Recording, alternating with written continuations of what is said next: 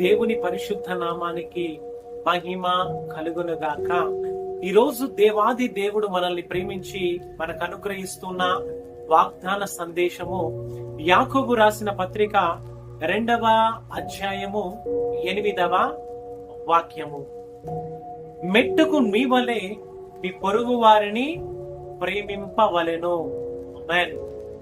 ఈ రోజున దేవాది దేవుడు మనకు మన సహోదరులను ప్రేమింపవలెను అనే యొక్క ఆజ్ఞను తెలియజేస్తూ ఉన్నాడు. ఈ రోజున ఒకవేళ నీకున్న ఆలోచనను బట్టి, నీకున్న పరిస్థితి అంతటిని బట్టి నీ సహోదరుడితోనైనను నీ పొరుగు వారితోనైనను జగడమాడి ద్వేషము కలిగి అసూయతో నీ హృదయం ముందు ద్వేషిస్తూ ఉన్నావా? అయితే దేవాది దేవుడు తన యొక్క వాక్యము అనే ప్రత్యక్షతతో నీతోనే మాట్లాడుతూ ఉన్నాడు. హల్లెలూయా.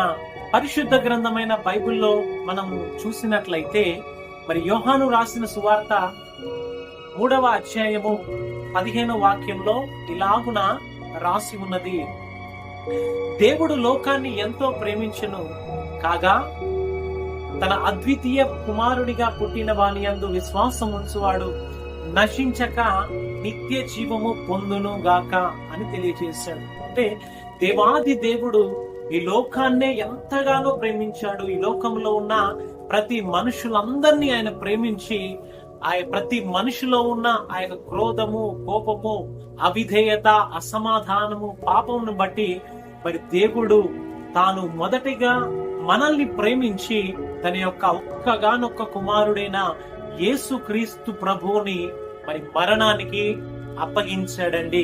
నిన్ను, నన్ను, మనందరినీ కూడా ఆ ప్రేమ యందు మనల్ని అంటుకట్టడానికి, ఐక్యపరచబడడానికి. హల్లెలూయా.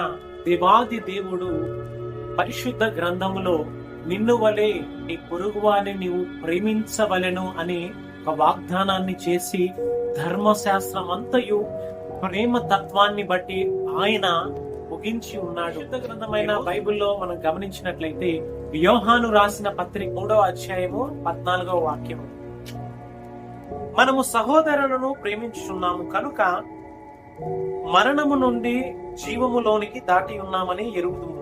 ప్రేమ లేనివాడు మరణమందు నిలిచి ఉన్నాడు. తన సహోదరుని ద్వేషించువాడు నరహంతకుడు. ఏ నరహంతకుడి యందును నిత్య జీవం ఉండదని మీరెరుగుదురు. ఆయన మన నిమిత్తము తన ప్రాణము పెట్టెను గనుక దీని వలన ప్రేమ ఎట్టిదని మనము తెలుసుకొని ఉన్నాము. ఆమేన్. ఇక్కడ దేవాది దేవుడు మనతో మాట్లాడుతూ ఉన్నాడు.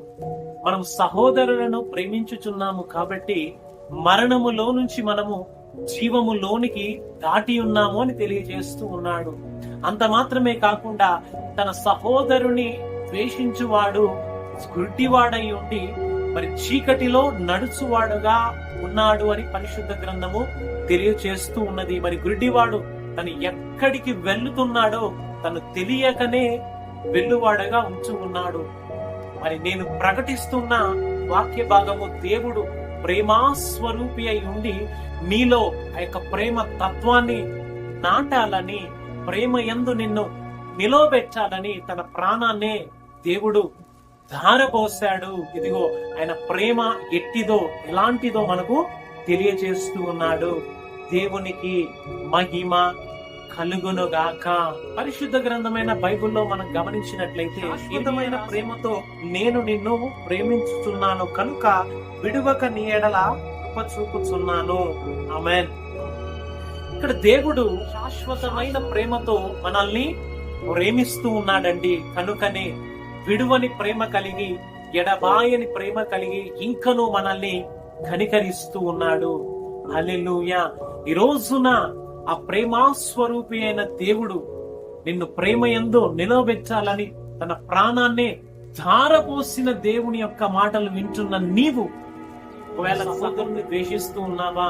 అయితే ప్రాణం పెట్టిన దేవుణ్ణి నీవు జ్ఞాపకం చేసుకుని సహోదరులతో నీవు సమాధానపడి దేవుని యొక్క ప్రేమ రాజ్యములోనికి నీవు నడిపించబడుదుగాక.